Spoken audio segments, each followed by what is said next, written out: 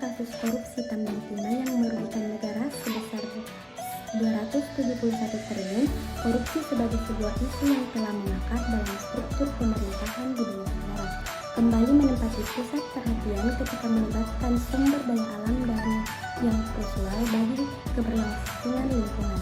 Baru-baru ini di Indonesia telah digemparkan dengan kasus korupsi tambang timah yang tidak hanya merugikan negara secara keuangan, tetapi juga berdampak besar pada lingkungan hidup, mencapai kerugian sebesar 271 triliun akibat korupsi di sektor tambang timah merupakan sebuah angka yang mencengangkan. Namun, lebih dari sekedar angka yang patut menjadi sorotan adalah dampak nyata yang dirasakan oleh lingkungan hidup dan masyarakat sekitar, di mana korupsi tambang timah tidak hanya mencuri sumber daya alam yang seharusnya menjadi kekayaan bersama, tetapi juga mencuri kesehatan dan kehidupan yang seharusnya menjadi hak setiap warga negara, di mana korupsi tambang timah khususnya dalam kasus pengelolaan tata niaga komoditas timah di wilayah izin usaha pertambangan atau IUP PT Timah Tbk periode 2015 sampai 2022 telah menimbulkan dampak yang sangat merugikan bagi lingkungan.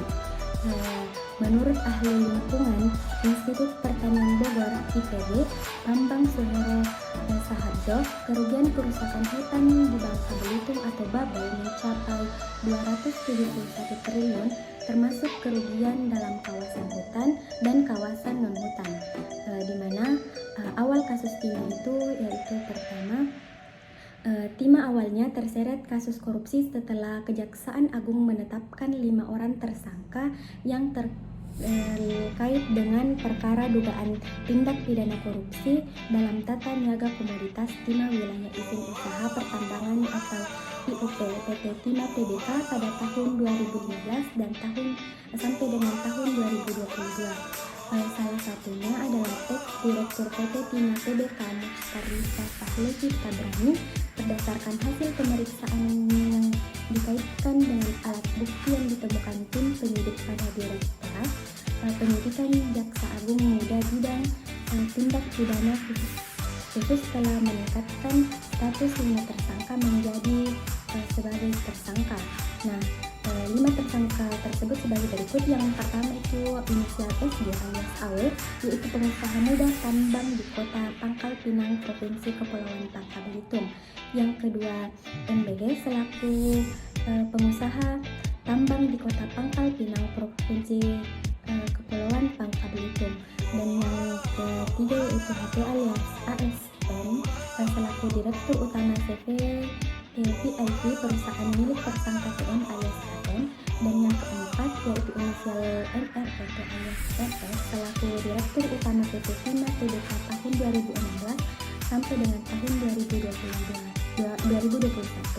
Yang terakhir adalah EE alias EML selaku Direktur Keuangan PT Timah Tbk tahun 2017 sampai dengan tahun 2018. Nah, di mana kronologi kasus korupsi timah tersangka HT alias ASN merupakan pengembangan penyidik dari tersangka sebelumnya yang sudah dilakukan penahanan, yakni tersangka TN alias inisial AM dan tersangka inisial A.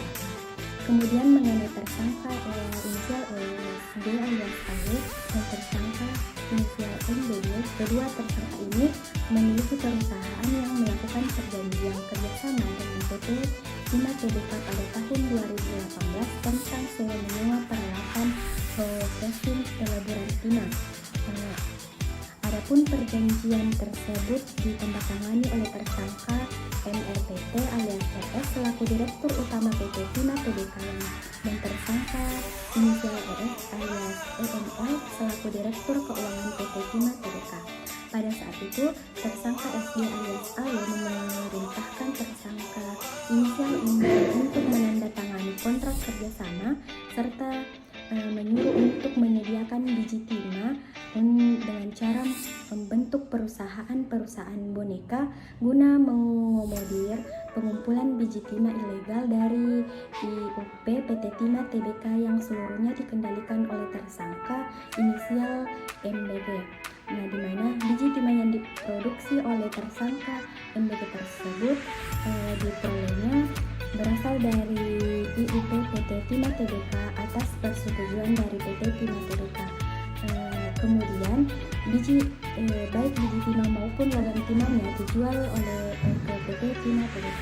Untuk mengumpulkan biji timah Tbk yang ditambang secara ilegal, tersangka MBG atas persetujuan tersangka inisial SG alias AW membentuk perusahaan boneka yaitu CV Bangka Jaya Abadi atau BJA dan CV Raja Wali Total Persada.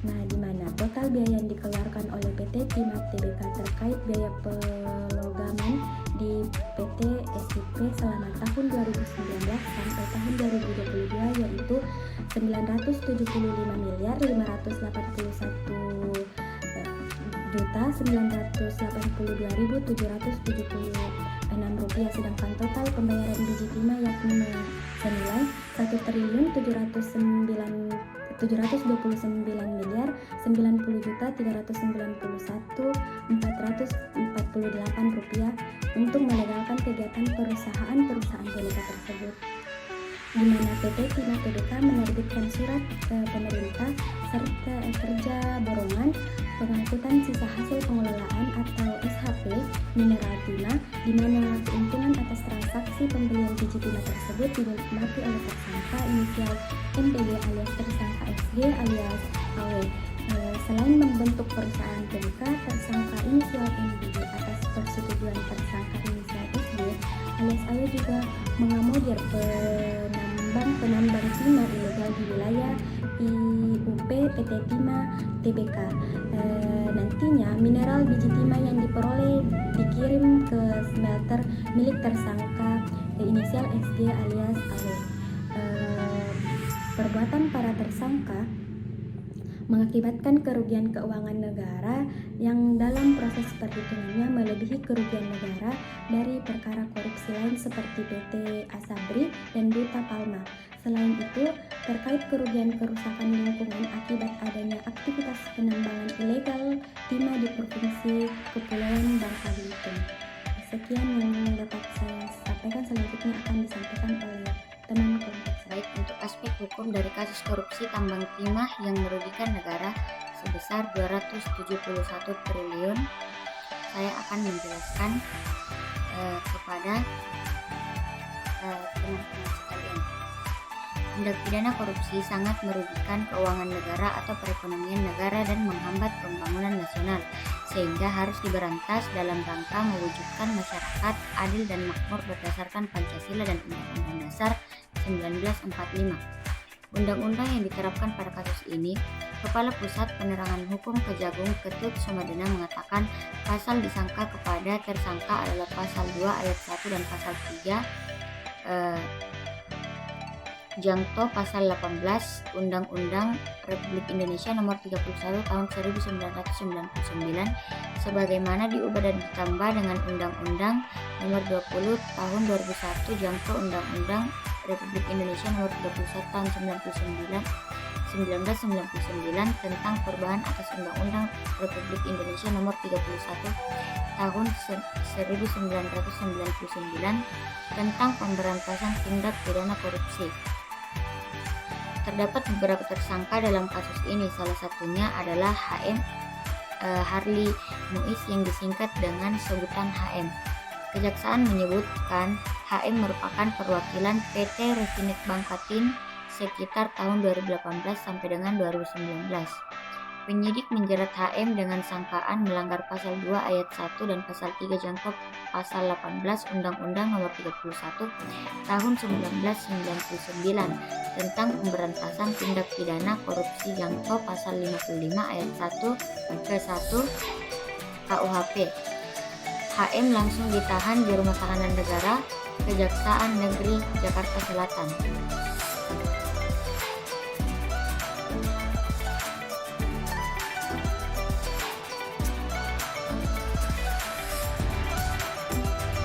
Terungkapnya kasus ini bermula Kejagung mengusutnya melalui Jaksa Agung Muda Tindak Pidana Khusus Jampidus. Kejagung melalui Kepala Pusat Penerangan Hukum Kapus Penkum Ketut Sumadana mulai membicarakan kasus ini sejak Oktober 2023 lalu. Saat itu dirinya mengatakan bahwa penyidik dan pihaknya telah melakukan penggeledahan hingga penyitaan di beberapa lokasi yang berada di Bangka Belitung. Penyidikan dari Kejaksaan Agung terus menyita sejumlah barang bukti dalam penyidik dugaan korupsi Tata Niaga Timah walau izin usaha pertambangan IUP PT Timah Tbk tahun 2015 sampai dengan 2022. Barang bukti yang disita penyidik Kejagung bukan hanya dokumen, tetapi juga harta benda dari para tersangka yang diduga hasil dari korupsi. Menurut Ketut, barang yang disita diduga kuat sebagai barang bukti terkait kejahatan atau hasil kejahatan. Barang bukti yang disita diantaranya 65 keping emas logam mulia dengan total berat 1000 gram. Kemudian ada uang tunai senilai 76 miliar dan 1.547.300 dolar Amerika Serikat atau setara dengan 24 miliar dan 411.400 dolar Singapura atau setara dengan 4,7 miliar. Perkiraan kerugian negara dalam kasus dugaan tindak pidana korupsi tata niaga komoditas timah wilayah izin usaha pertambangan IUP PT Timah Tbk mencapai nominal fantastis, yakni 271 triliun. Angka itu diperoleh dari penghitungan kerugian lingkungan akibat penambangan timah ilegal selama 2015 sampai dengan 2022. Sedangkan Harvey dijerat pasal karena turut mengakomodasi pengembangan timah ilegal. Yang saya paparkan tadi merupakan proses pengadilan dari kasus korupsi 271 triliun ini. Selanjutnya ada putusan kuasa hukum. HM terancam penjara seumur hidup dalam perkara kasus dugaan tindak pidana korupsi dalam mengelola tata niaga komoditas timah di wilayah izin usaha pertambangan IUP di PT Timah Tbk tahun 2015 sampai dengan 2022. Hal ini sebagaimana disampaikan Jaksa Penuntut Umum JPU Kejaksaan Agung yaitu Ardhito Mawardi usai sidang pembacaan dakwaan di Pengadilan Negeri Jakarta Pusat yaitu hari Rabu pada tanggal 14 bulan 5 2024.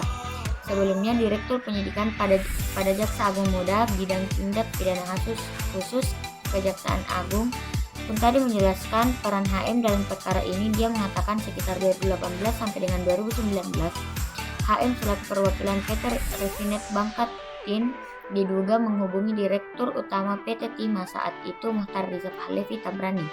Riza sebelumnya telah ditetapkan untuk menjadi tersangka lebih dahulu sebelum HM ditetapkan menjadi tersangka.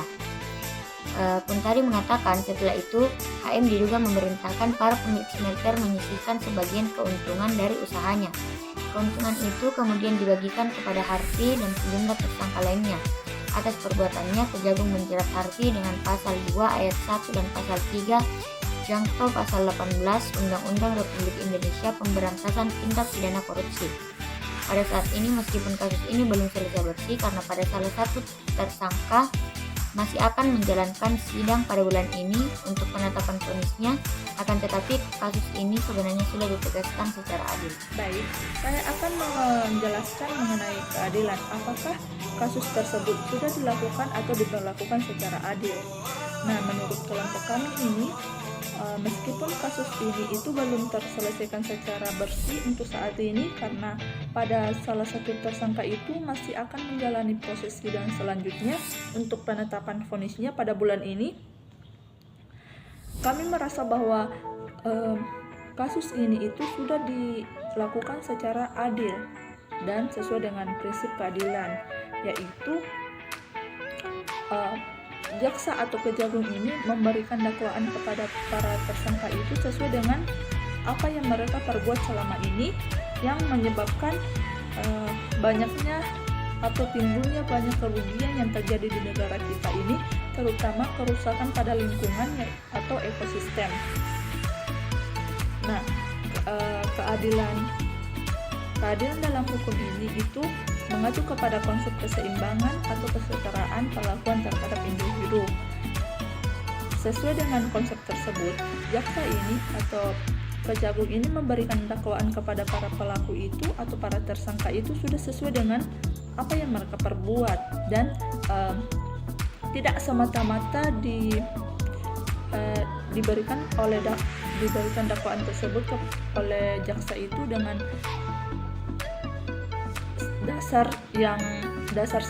dasar tertentu begitu. Namun ini sudah sesuai dengan prosedur atau etika dengan didapatnya beberapa barang bukti yang telah diamankan oleh tim penyidik dari setiap para tersangka itu, yang dapat menguatkan dakwaan ini kepada para tersangka tersebut. Mungkin mengenai keadilan atau mengenai pembahasan keadilan hukum yang ditegakkan dengan prinsip keadilan pada kasus ini cukup sekian. Saya ucapkan terima kasih. Rekomendasi: berikan alternatif solusi yang lebih mencerminkan penegakan hukum yang berkeadilan. Nah, peraturan Mahkamah Agung mengenai tata cara penanganan tindak pidana oleh korporasi bahkan diatur juga dalam Undang-Undang Nomor 19 Tahun 2003 tentang Badan Usaha Milik Negara atau BUMN. Yang pertama itu Undang-Undang Nomor 31 Tahun 1999 tentang pemberantasan tindak pidana korupsi yang telah diubah dengan Undang-Undang Nomor 20 Tahun 2001 atau Undang-Undang Tipikor. Yang pertama dalam pasal 2 dan pasal 3 Undang-Undang Tipikor yang menyatakan bahwa siapa saja yang melakukan perbuatan memperkaya diri sendiri atau orang lain dengan cara yang melawan hukum dan merugikan keuangan negara atau perekonomian negara dapat dikenakan pidana, penjara, dan denda. Yang kedua dalam pasal 12 Undang-Undang Tipikor mengatur tentang pemberian hadiah atau janji kepada pegawai negeri atau penyelenggara negara dengan ancaman pidana bagi yang menerima maupun yang memberi. Hal ini relevan jika korupsi melibatkan suap untuk mendapatkan kontrak atau izin usaha. Nah, yang kedua itu Undang-Undang Nomor 8 Tahun 2010 tentang pencegahan dan pemberantasan tindak pidana pencucian uang. Nah, dalam pasal 3 dan pasal 4 menyatakan bahwa setiap orang yang menyembunyikan atau menyamarkan asal-usul kekayaan yang diketahui atau patut diduga berasal dari tindak pidana atau termasuk korupsi dapat dijerat dengan tindak pidana pencucian uang. Nah, pencucian uang ini sangat merugikan masyarakat, juga sangat merugikan negara karena dapat mempengaruhi atau merusak stabilitas perekonomian nasional atau keuangan negara. Nah, negara dengan meningkatnya kejahatan. Indikasi ini memperberat hukuman bagi pelaku korupsi yang diduga terlibat dalam pencucian uang. Yang ketiga itu Peraturan Mahkamah Agung atau Perma Nomor 13 Tahun 2016 tentang tata cara penanganan tindak pidana oleh korporasi. Nah, subjek hukum korporasi dijelaskan dalam Black Law Dictionary merupakan sebagai entitas yang dalam bertindak dapat menjadi atau menyerupai manusia. Nah, kumpulan manusia yang diakui oleh hukum menyerupai manusia yang membentuknya dan memiliki kemampuan hukum sesuai dengan hukum yang mengakuinya. Di dalam perma ini menyatakan bahwa korporasi dapat dimintai pertanggungjawaban pidana jika tindak korupsi dilakukan untuk dan atas nama atau kepentingan korporasi tersebut. Ini berarti PT Timah Tbk sebagai entitas juga dapat dikenakan sanksi pidana termasuk denda yang sangat besar dan pembekuan kegiatan usaha. Yang keempat, Undang-Undang Nomor 19 Tahun 2003 tentang Badan Usaha Milik Negara atau BUMN. Nah, yang pertama dalam pasal 71 ayat 1 mengatur mengenai satuan pengawasan dan komite audit dalam pemeriksaan eksternal, bahwa pemeriksaan laporan keuangan perusahaan dilakukan oleh auditor eksternal yang ditetapkan oleh RUPS untuk Persero dan oleh Menteri untuk Perum. Yang kedua dalam pasal 91 menjelaskan bahwa pelibatan pihak swasta menggunakan perusahaan boneka jelas melanggar ketentuan di dalam pasal ini. Nah, pelanggaran pasal 91 juga dapat dilihat dalam pembentukan perusahaan boneka untuk menampung dan mengelola biji timah yang dijual ke PT Timah Tbk. Selain itu, penyelewengan mantan Direktur Utama dan Direktur Keuangan PT Timah Tbk ini jelas mengindahkan ketentuan di pasal 91 bahwa selain organ BUMN, pihak lain manapun dilarang campur tangan dalam pengurusan BUMN. Sekian dari saya. Wassalamualaikum warahmatullahi wabarakatuh.